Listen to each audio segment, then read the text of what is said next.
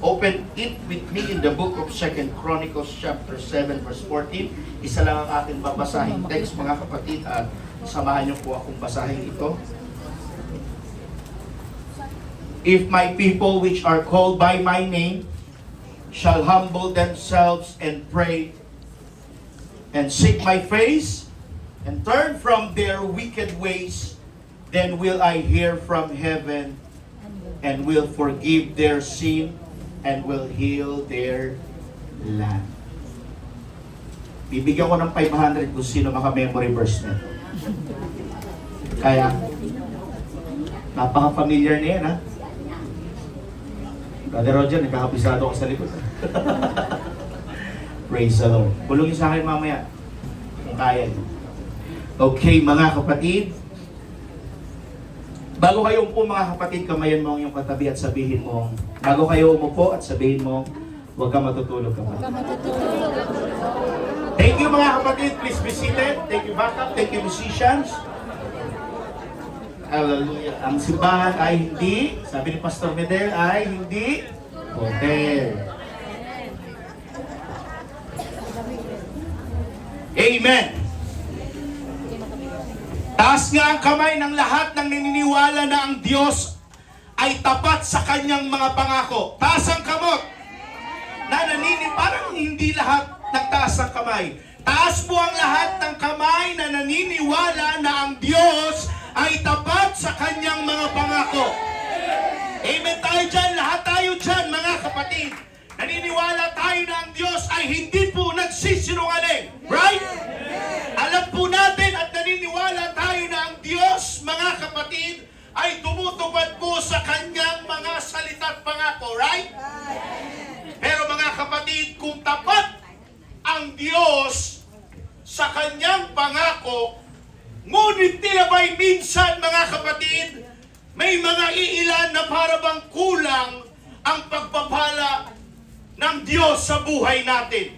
Bakit may karamdaman? Bakit may kakapusan? Bakit may kabiguan? Bakit nakakapagod? At bakit parang nauubos tayo minsan? Bakit may mga pamilya na matagal nang naglilingkod sa Panginoon, nananalangin sa Diyos, pero tila bagay parang walang pagbabago, na parang bang hindi nakakatanggap ng mga biyaya sa ating Panginoon? O meron man bakit may mga simbahan na matagal na naglilingkod sa ating Panginoon, pero tila bagay parang hindi pa rin nakakatanggap o nakadarama ng totoong revival? At bakit, mga kapatid, may mga Kristiyano na kilala ang Biblia o alam ang Biblia, pero parang hindi po na totoong naranasan ang totoong kapangyarihan ng Diyos? Maalam sa Biblia, maraming kabisadong mga Bible verse, pero hindi po nakaranas ng totoong karanasan sa ating Panginoon. Hindi po dahil mahina ang Diyos. Hindi po dahil wala ng mga milagro ang ating Panginoon. At totoo naman talaga, mga kapatid, tayo lamang po minsan ang lumalayo sa ating Panginoon. Hallelujah! At totoo, minsan, nakakalimutan po natin ang kining, ang mga pangako o ang mga covenant ng Diyos sa ating buhay, na kahit nandiyan naman po ang mga pangako ng ating Panginoon at ang kapangyarihan ng Diyos, hindi natin nararamdaman minsan, mga kapatid, sa buhay na ito. Dahil hindi natin sinasabing inaangkin po natin. Minsan kailangan natin ipahayag at kilalanin, mga kapatid, ang covenant bilang totoo at buhay sa ating mga sitwasyon. Amen po ba? Amen. Church, ito po ang sasabihin ko sa inyo. Kailangan po palang i-pronounce natin yan, ang mga covenant at ang mga pangako ng Panginoon sa atin. Lord, amin ang blessing mo. Lord, akin ang kagalingan na ito. Lord, ipapasa mo ako sa exam. Lord, makakahanap ako ng magandang trabaho. Lord, pagtatagumpayin mo ako. Come on, mga kapatid, let us declare that. Naniniwala ba kayo na sa atin ang tagumpay? Naniniwala ba kayo na sa atin ang breakthrough? Parang mahina ang amen. Naniniwala po ba kayo dyan? Na sa atin po ang mga pagpapala ng ating Panginoon. Kailangan po nating sampitin yan. Kailangan po nating i-pronounce ang mga bagay na yan. Yes, hallelujah. Kailangan natin sabitin yan, lalong-lalo na't higit po sa ating pong mga panalangin. Yes. Lahat ng Amen. inaantok, magsabing hallelujah. Sino dito gusto ng pera? Taas ang kamay. Magkakaroon ka in Jesus' name. Come on! Pwede ba natin isigaw? Lord, I claim it! Sino gusto ng pera ngayon? Sino gusto ng pera ngayon? I-claim mo ngayon sa Panginoon yan ngayong araw na ito. That there will be a financial breakthrough in this place. There will be a breakthrough in finances. Meron ka mang kakapusan ngayon. Meron ka mang kakulangan pinansyal. Tanggapin mo ang mga pagpapala ng Panginoon ngayong umagang ito. Mga kapatid, tandaan niyo po ito. Hindi lang ang Panginoon ay Diyos. He is also the covenant-keeping God. Marunong pong tumupad sa usapan ang Panginoon. Yes, hallelujah. Kaya kapag magbabaw tayo sa Panginoon, makinig kayo. Kapag nagbabaw tayo sa ating Diyos, make sure tuparin mo. Amen. Amen. Make sure gawin mo ang vow mo sa Panginoon. Yes, hallelujah. Bakit?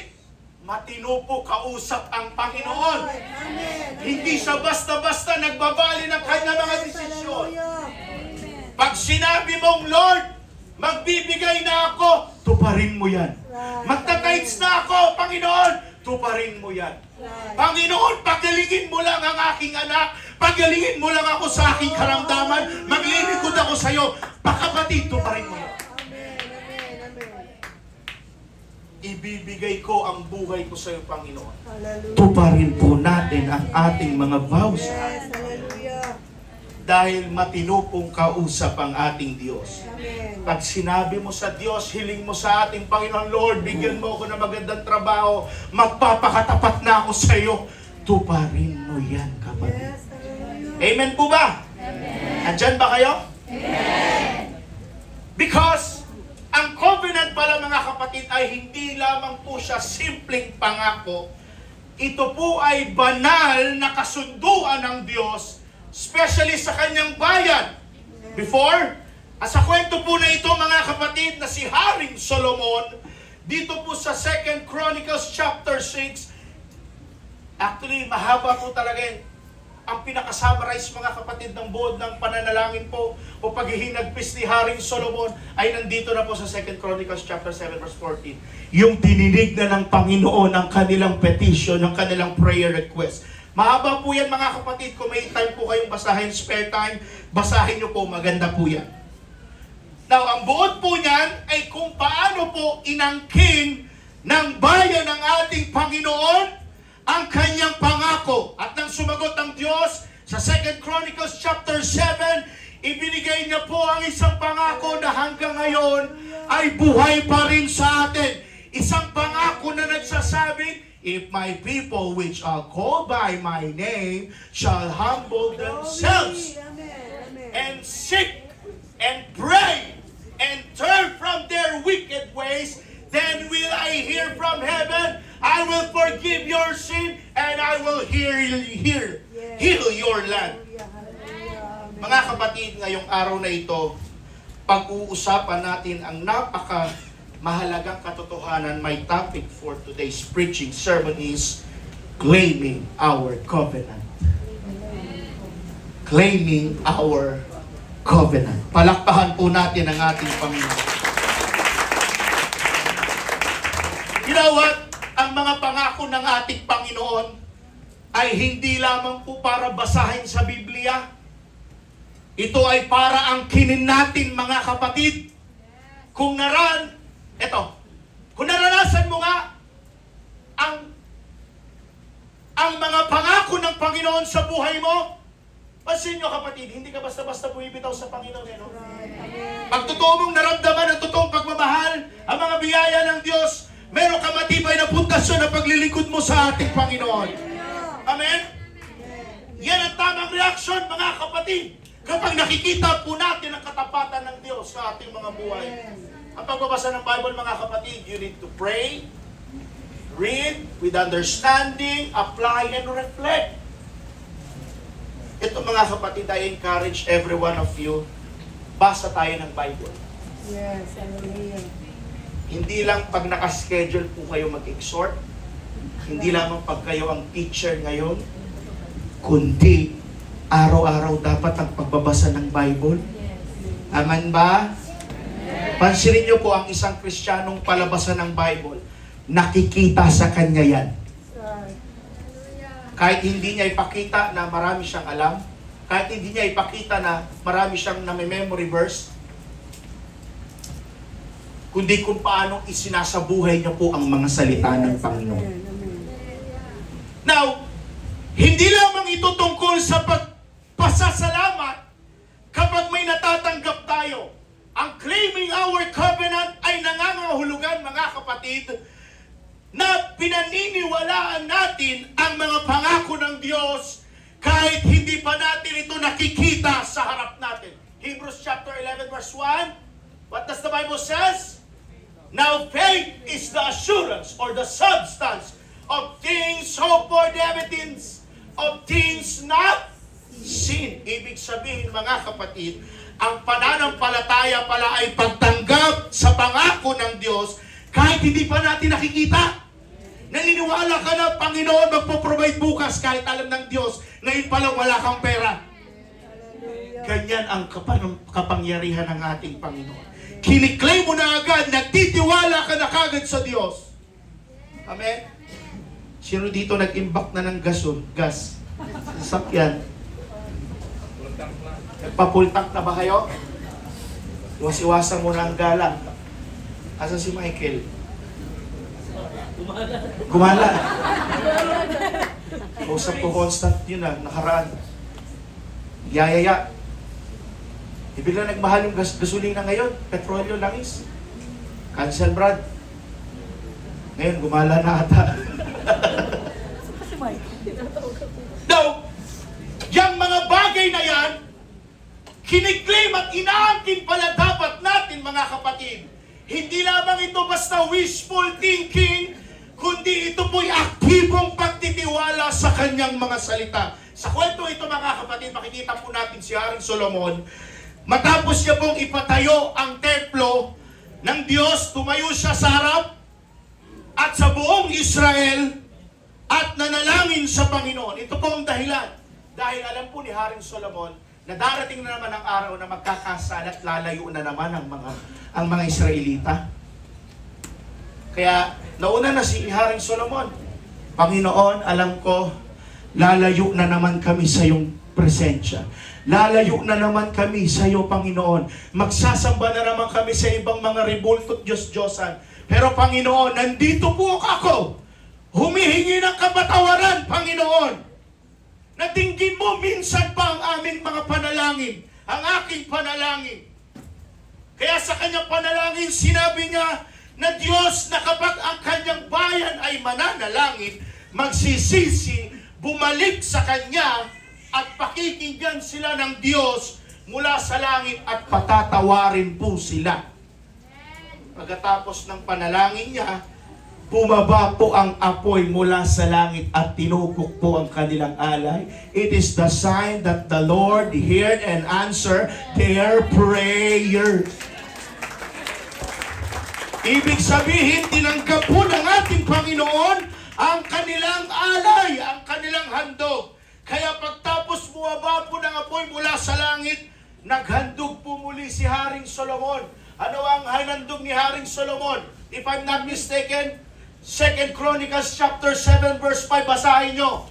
Naghandog siya ng 22,000 na baka.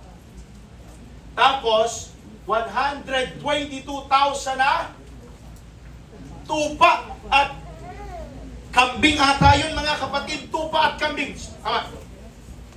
And mind you, dami nung mga kapatid. Grabing alay yun. 100 or di ka 22,000 na lang na baka. Ang dami nung hinandog nila muli sa Panginoon. Tama, nakita nyo? 122 at 22,000 na baka at 122,000 na tupa at kambing. Grabe yung pasasalamat ni Haring Solomon sa ating Panginoon. Dahil may sagot ang Diyos sa kanilang pangako yung ating binasa. If my people, which are called by my name, shall humble themselves, pray and seek my face, and turn their wicked ways. Amen? And mind you, 7 araw po nilang ginagawa yun. Ang haba.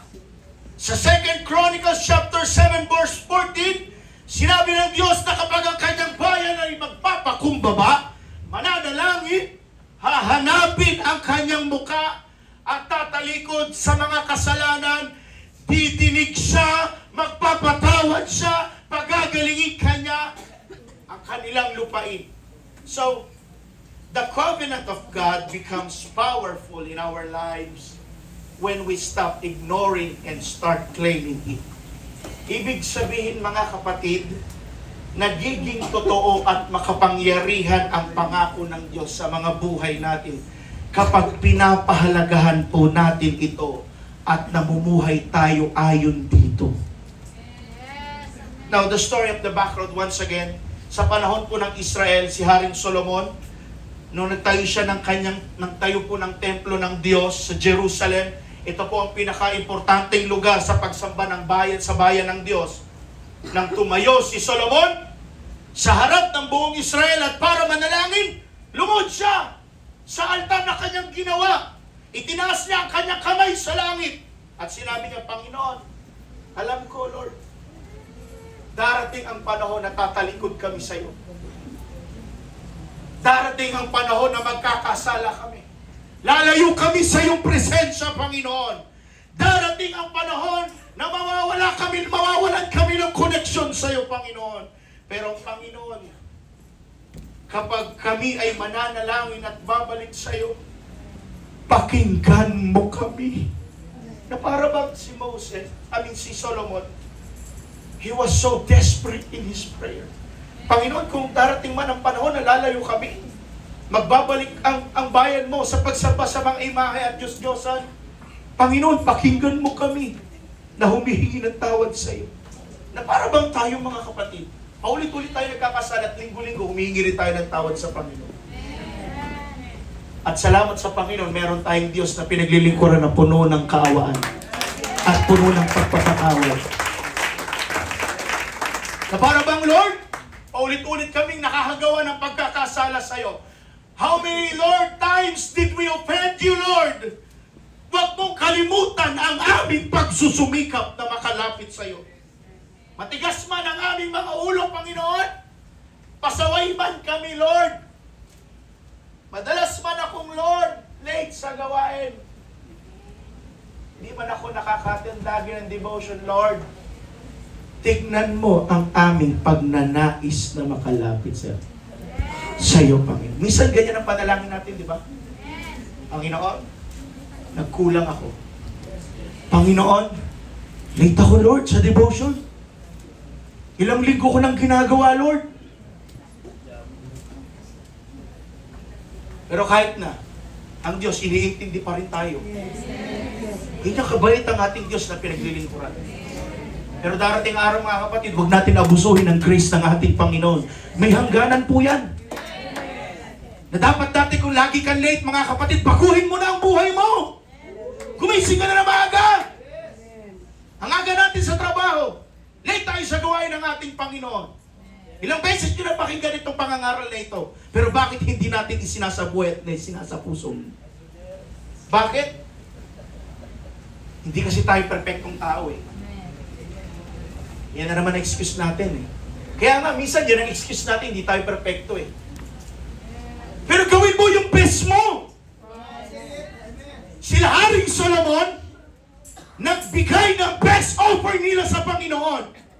Kaya tayo mga kapatid, bumawi tayo sa ating Panginoon. Marami man tayo mga pagkakasala sa Panginoon. Paulit-ulit at para tayong siraplakan na humihingi ng tawad sa Panginoon. But let me tell you this, church, pwede bang kapag magsisimba tayo, ibigay natin yung best offering natin sa ating Panginoon? Ano ba ang best offering natin? Itong buhay natin. Yung pagsamba mo sa Panginoon, yung tinig mo. Kaya ngayon mga kapatid, huwag kang bugnutin ngayon. Magpasalamat ka, ngumiti ka, makipagkamay ka, ma-revive ka ngayon. Yan ang gusto ng ating Panginoon. Alam niyo ba, church, kapag nananalangin pala tayo ng mga ganyan sa ating Panginoon, yan pala ang tinatawag na claiming the covenant. Hindi natin sinasabi na tayo ay gagawa ng kasalanan tapos manunumbalik na naman muli sa Panginoon. Alam natin ang Diyos ay puno ng awat habag. Hindi sinabi ni Solomon, Panginoon, perfect ang Israel. Alam niya na magkakamali ang bayan. Pero alam din ni Masaring Solomon na tapat ang Diyos sa kanyang covenant. Dahil nung una pa lang mga kapatid, ang Diyos ay tapat na sa kanyang covenant. Sa panahon pa lang ni Amang Abraham, Genesis chapter 17 verse 7, the Bible says, as an everlasting covenant between me and you and your descendants after you, to be your God and the God of your descendants after you. Ibig sabihin, tutuparin ko ang kautusan o ang aking kasunduan sa iyo, Abraham, sa mga lahi at sa mga susunod mo pang henerasyon. Pagpapalain ko kayo, Abraham. Kahit na yung mga anak ni Abraham, descendants ni Abraham, nagkulang na sa Panginoon. Yung 12 tribes, nagkulang sa Panginoon. Si Saul, nagkulang sa Panginoon. Si David, nagkasala ng adultery. Si Solomon, nagkasala sa Panginoon. Pero ito yung maganda sa lahat ng bagay na nangyari sa ating buhay. Here comes the realization, mga kapatid. Paulit-ulit man tayo nawawala sa kamay ng ating Panginoon minsan. Paulit-ulit natin nagkakasala sa harapan ng Diyos. Pero ang Diyos, may paanyaya pa rin palagi. Anak, halika. Hindi ko maintindihan. Hindi ko malubos maunawaan, mga kapatid, kung gaano kalaki at kalawak ang pag-ibig ng Panginoon sa tao. It is unmeasurable. Pwede ba nating palakpakan ng ating Panginoon?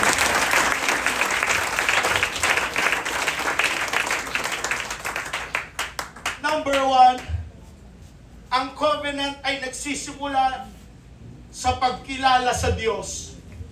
Sa panalangin ni Haring Solomon, sinabi niya, 2 Chronicles chapter 6 verse 14, O Lord God of Israel, there is no God like you, who keeps covenant and mercy with your servants.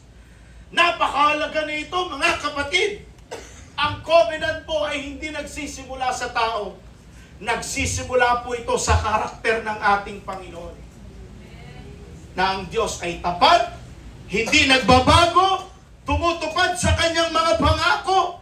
Kung ang tao ay pabago-bago, ang Diyos ay hindi kailanman nagbabago. Everybody say amen. Amen. Kapag ang tao ay nakakalimot sa Diyos, ang Diyos ay hindi po nakakalimot sa kanyang pangako. Dahil ang Diyos po ay totoong magmahal at hindi po mahirap kausap at matinong kausap ang ating Panginoon. Ang Diyos ay hindi scammer. Ang Diyos ay hindi peke. Totoo siya. Sinabi na, Lord, Brad, pagpapalain kita. Kapatid, manganganak ka na. Kaya ng Panginoon yan. Sometimes it is about our faith, kapatid. Let us exercise our faith. Pangalawa, ang covenant ay inaangkin sa panalangin. Sa panalangin ni Haring Solomon, paulit-ulit niya pong sinasabi, kung ang iyong bayan ay mananalangin sa templong ito, pakinggan mo sila. Kung sila'y magsisi, patawarin mo sila. Kung sila'y bumalik sa iyo, ibalik mo ang pagpapala. Ito po ay prinsipyo ng covenant ng Panginoon. Hindi po automatic ang blessing, kapatid. May proseso nga yan eh. Paano makatanggap ng blessing sa Panginoon kung wala kang binibigay sa Panginoon? Diba? Ganun ang blessing ng Panginoon eh. Ito ay relasyon muna sa Diyos. Now, in biblical story connection, Ganito po ang nangyari kay Daniel nang malaman niya na sa aklat ni Jeremiah na ang Babylon ay magiging captive for 70 years. Tagal nun mga kapatid, at nung nabasa niya po yon, ginawa niya po ang isang bagay, hindi siya nagdiwang agad, nanangis siya at nanalangin, at sabi niya, Daniel chapter 3, 9, verse 3, nandyan ba? I set my face unto the Lord God to seek by prayer and supplications. Ibig sabihin, inaangkin na po ni Daniel ang covenant o ang promise ng Diyos. Kasi po, matindi po ang pamumulila at paghinagpis ni Daniel sa Israel. Bakit po? Ang Jerusalem ay nasakop, ang templo ay muling nasira na naman, ang mga tao ay captivated ng mga Babylonians. Kumbaga, si Daniel, doon sa Daniel chapter 3 verse 9 and 9:3, ina-activate po niya ang covenant ng Diyos sa pamamagitan ng pananampalataya at pananalangin niya sa Diyos. Lord, after these 70 years, after 70 years of captivity, palayain mo ng bayan mo, Panginoon. Makabalik na kami sa Jerusalem. Mamuling ma-rebuild ang templo at makabalik kami sa pagsamba namin sa iyo. Church, sabihin ko po sa inyo, wala pong mahirap sa Panginoon. Matagal mo nang iniiyak ang anak mo na magbago na, wala pong mahirap sa Panginoon. Matagal mo nang gustong ipanalangin na ang mga magulang mo ay makakilala na sa Panginoon. Sabihin ko sa iyo, kapatid, huwag ka mawala ng pag-asa. May panahon na darating na magsisimba din yan. Matagal mo na pinapanalangin ang tatay o nanay mo, ang mga anak mo, Lord, magdesisyon na sila magpabautismo. Darating po ang araw sa kanila niyan. Huwag ka lang magmadali. Ang sukatan ng ating kahalagahan sa Diyos, hindi nakabase sa ating pera. Hindi sa posisyon o tagumpay sa mundo, mga kapatid, kundi sa pagtitiwala natin sa ating Panginoon, sa kanyang katapatan, sa kanyang mga salita. Church, ang Diyos ay hindi tumitingin sa dami ng pera mo, sa laman ng bangko mo, kundi sa lalim ng pananampalataya natin. Kaya huwag tayong mawala ng pag-asa kung minsan pakiramdam natin maliit o parang hindi tayo napapansin o hindi sapat ang ating mga sarili. Alam mo mga kapatid, yung yaman na meron ka ngayon, sabihin ko sa iyo, walang kwenta sa harapan ng Diyos yan. Yung diploma na meron ka ngayon is just a piece of paper sa harapan ng Panginoon. Yung degree na may hinahawak kayo, mga young people, wala po yan kwenta sa harapan ng Panginoon. Ang hinahanap ng Diyos, marunong magpakumbaba. Simple lang ang Panginoon. For what shall it profit a man if he gains the whole world and loses his own soul? For what shall it a man give in exchange to his soul? Anong exchange natin? Katapatan. At pagtapos ka nga ng pag-aaral, mayabang ka naman. Marami ka nga pera ngayon. Hindi ka naman naglilingkod sa Diyos. Nonsense. Walang kwenta ang mga bagay na yan. Dahil ang totoong kasiyahan, mga kapatid, ay makakamtan lang sa ating Panginoon. Clap your hands to Jesus. Pwede ba yung malakas na palakpak para sa ating Panginoon? Sige, palakpakan natin ang ating Panginoon.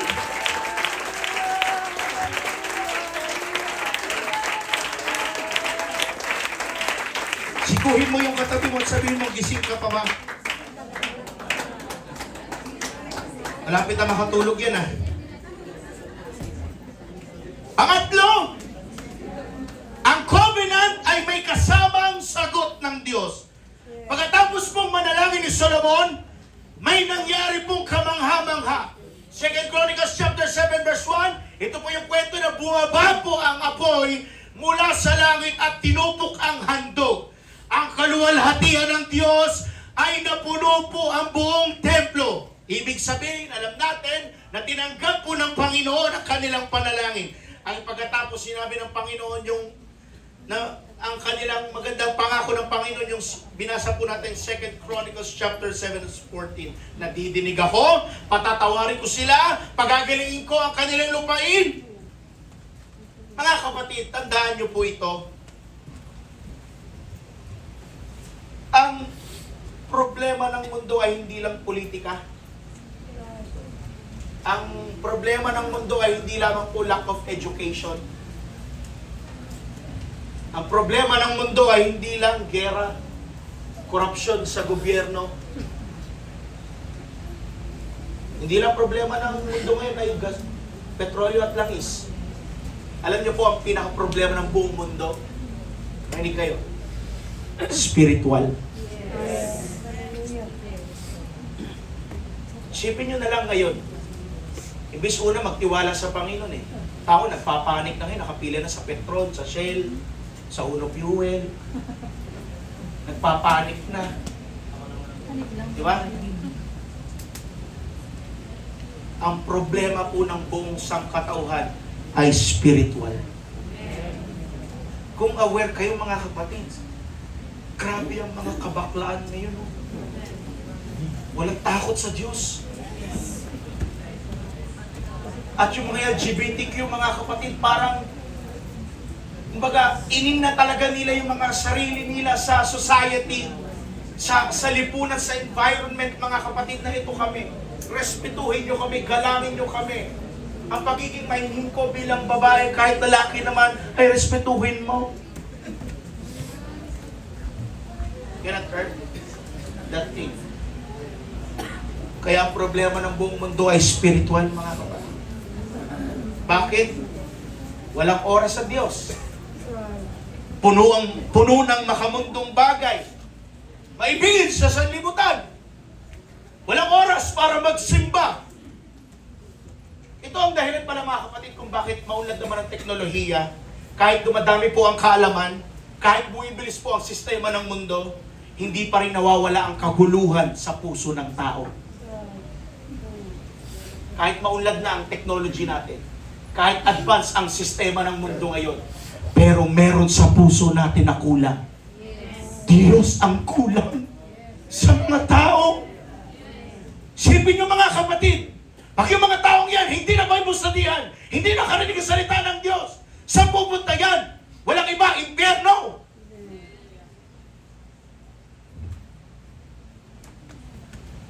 Dahil ang tunay na problema ay hindi lang panlabas, ito ay problema sa puso at kaluluwa. Church, ang solusyon po ay hindi nagsisimula sa labas. Nagsisimula po ito sa bayan ng Diyos, sa atin mismo. Kung ayaw mong baguhin ang sarili mo, wala magagawa ang Diyos dyan. Kaya nga tayo, may kanya-kanya tayong kaligtasan eh. May kaligtasan ang magulang mo, kapatid. Sa spiritual na aspeto ng buhay natin, tingnan mo, wala pong ibang higit na makakatulong sa'yo, kundi ikaw lang. Ikaw lang ang makakagawa ng kaligtasan mo. Hindi mo pwedeng iasa sa nanay mo yan. Hindi mo pwedeng iasa sa pastor mo yan. Hindi yan parang baon sa school na pwede mong ipagawa sa magulang mo. Hindi yan parang exam sa eskwelahan na pwede mong ipagawa sa katabi mo. Kanya-kanya tayo ng kaligtasan sa harapan ng ating Panginoon. Ang kaligtasan po ay personal. At ang relasyon sa Panginoon ay hindi po napapasa, hindi po napapahiram, at hindi po napapamana. Bigyan ko po kayo ng magandang halimbawa. Pwedeng ang mga magulang mo ay malakas sa pananampalataya. Pwedeng ang tatay o nanay mo ay aktibo sa gawain ng church. Pwedeng ang pastor mo ay magaling magturo ng salita ng Diyos. Pero sa huli, darating ang araw na ikaw mismo ang haharap sa Diyos. Hindi mo pwedeng ikatwiran sa Panginoon, Lord, nandito ako, palasimba ko. Dahil niyaya ko ng nanay ko, Lord. Mag-active-active daw. Sabay-sabay. Punta dito, punta doon. Wala. Hindi po pwede yun, kapatid.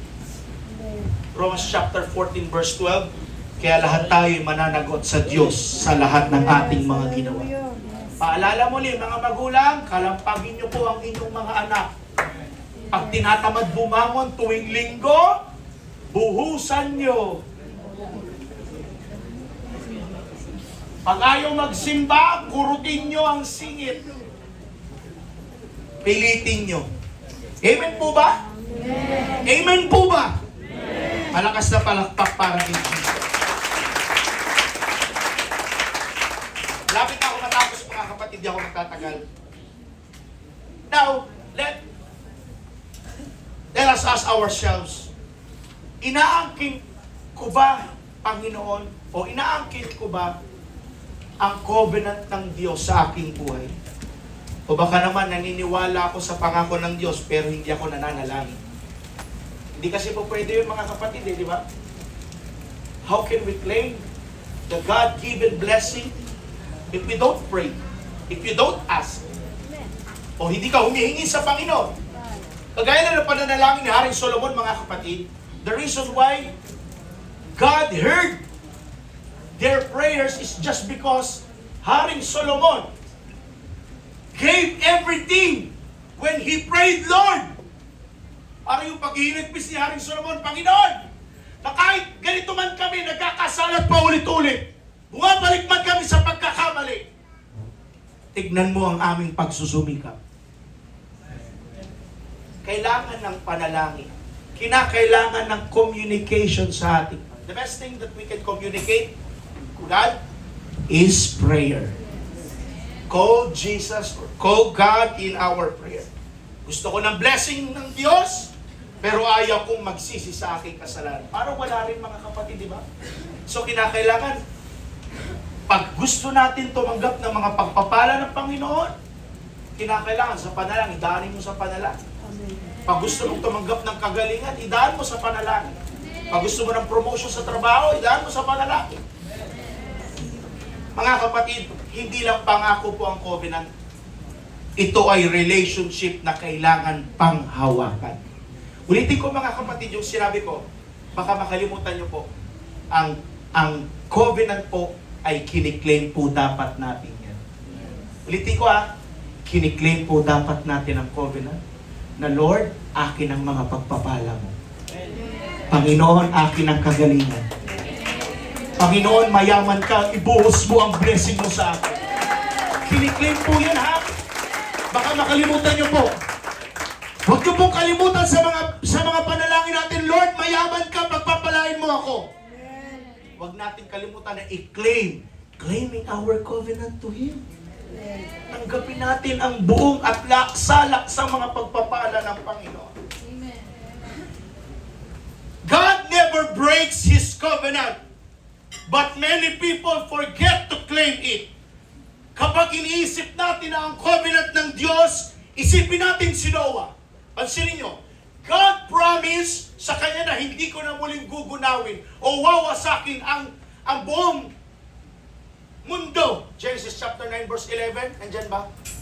Aking pinagtitibay ang aking tipan sa iyo. Hindi ko na lilipulin ang lahat ng mga tao sa pamamagitan ng tubig ng baha at hindi na magkakaroon pa ng bahang magwawasak ng lupa. Pero hindi sapat na alam lang niya ang pangako Gumawa siya ng arko. And it takes 120 years to finish that ark. Siguro kung isang taon, 5 months pa lang nagtatrabaho, Brother Buboy si Noah. Sumuko na siya sa covenant ng ating Panginoon. Hindi niya pa kiniklaim, ayoko na Lord. Sawa na ako, pagod na ako, paulit-ulit na ako nangangarap.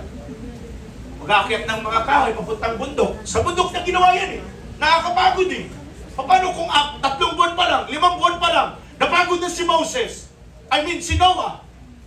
Sa tingin nyo mga kapatid, may urge na tapusin si Noah yon? Kung sa una pa lang, hindi niya nakinlaim ang pagpapala ng Panginoon. The Bible says, hallelujah, I will keep my covenant unto you, Noah.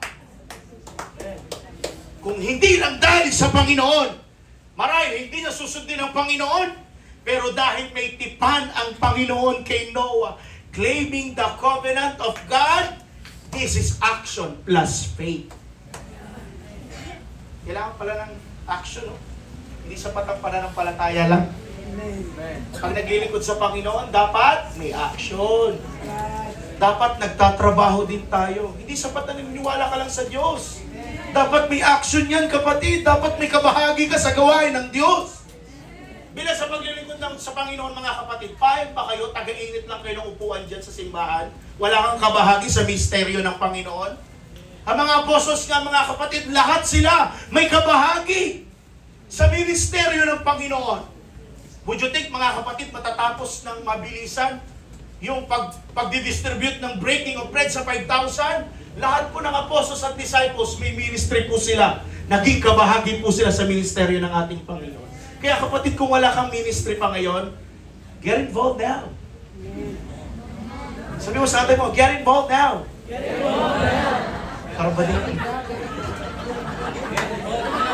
Get involved now. Magkaroon ka ng ministry sa church. Pastor, wala akong magandang boses eh. Okay lang yan. Taga-bitbit ka, hindi ka singer. Diba? Kailangan ng action. Maghanap ka ng ministry sa church. Alam nyo,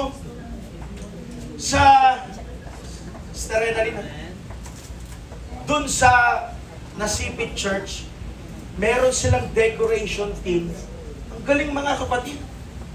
At may mga event na gawain ng mga kapatid na, kunyari, anniversary, Thanksgiving, Family Day. Meron ng mga kapatid na nagde-decorate ng team, mga kapatid. Kung yun ang talent mo, di ba? Kung magaling ka gumawa ng bulaklak, magaling ka gumawa ng mga eroplano, alam na. Kung yan ang talent mo, bakit hindi mo ipagamit sa Panginoon? Hindi ba? Di ba? Kung masiyahin ka, kahit wala kang ngipin, hindi sasyarin ka. Di ba? Ganon yun eh. Diba? Lahat may ministry tayo. Kung magaling ka magkumpuni ng mga sirang, mga wire, di ba? Ang trabaho mo, tagabantay sa junk shop pala, hindi pala. Kung magaling ka mag-ayos sa mga electric fan, aircon, mga wirings, baka may kabahagi ka talaga at paggamit mo yan. Diba? Gamitin natin ang ating mga talento, mga kapatid. Palakpakan po natin si Jesus. And last but not the least, ang kwento po ng 2 Chronicles chapter 6 and 7 ay isa pong paalala na ang Diyos ay Diyos ng covenant. He is the covenant-keeping God. Kapag ang kanyang bayan ay lumalayo, may consequence. Pero kapag ang kanyang bayan ay nagpapanumbalik muli sa kanya, may pangako po ang Panginoon, may covenant po ang Panginoon, meron pong restoration. Ang pangako ng Diyos ay buhay pa rin ngayon, mga kapatid, na kapag tayo po ay magpapakumbaba, mananalangin, hahanapin ang mukha ng Diyos at tatalikod sa kasalanan, ang Diyos ay tutupad rin po sa kanyang mga salita. Didinig siya, magpapatawad siya, magpapagaling siya, magpo-promote siya, magpapayaman siya. Ako naniniwala ko dito, mga kapatid, may yayaman dito sa iglesia nito, mga kapatid. Parang hina ng amen, parang ayaw nyo na kayo yung yumaman na yun. Naniniwala ko na merong yayaman dito. Magiging matapat sa Panginoon. Magiging faithful leader. Susuport sa support. Mga kapatid, magpakatapat kayo sa Panginoon. Yan ang pangako ng Diyos eh. Titinig siya. Magpapatawad siya. Magpapagaling siya. Magpapahalan siya. Payayamanin ka niya. At hindi lang dyan natatapos sa mga blessings ng Panginoon. Let us claim the covenant. Our covenant to God. Sometimes sumaw natin sa ating Panginoon. Seryosohin natin. Seryosohin natin. Iasa natin dito sa mga tuhod natin, sa ating mga tinig, sa bibig, sa ating paghibig, sa ating mga luha. na Panginoon, someday, somehow, kagaya ng sinabi ko last time, kung naalala nyo, sometimes blessing ang pagiging mahirap sa atin eh. God, hallelujah. Bakit? Nakikita at nararanasan natin na kahit sa kawalan, nagpo-provide ang Panginoon. Na kahit mahirap ang buhay, inahon ka ng Diyos sa kahirapan. Pinihinsan ka ng Diyos. Can we ask ourselves right now, mga kapatid? Ngayon po ang panahon para po ang kinin ang covenant ng Diyos sa ating buhay.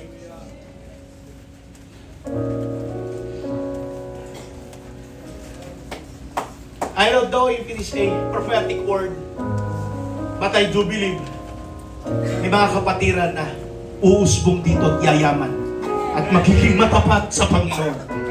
Claim it! Take ho yun! Claim it, kapatid! Take ho yun! Pagyayabungin ka ng Diyos! Payayamanin ka sa iyong negosyo! Payayamanin ka sa iyong corporate world! In Jesus' name! Come on, make your covenant to God! Come on, let us claim the covenant of God! Lord, we are claiming our covenant to you! Kagaya ni Haring Solomon, kinlaim ka na yung covenant ka sa Diyos! Ikaw din, kapatid, baka bukas, baka makalawa, baka susunod na buwan, susunod na taon, meron ka ng breakthrough sa buhay mo. Hintay lang, kapatid, nandiyan na! Nandiyan na ang pagpapala ng Panginoon. There's coming a breakthrough in your life. Let us close our eyes. Pwede na kayo tumayo, mga kapatid. Kahit huwag nyo na samsamin ang upuan. Sige.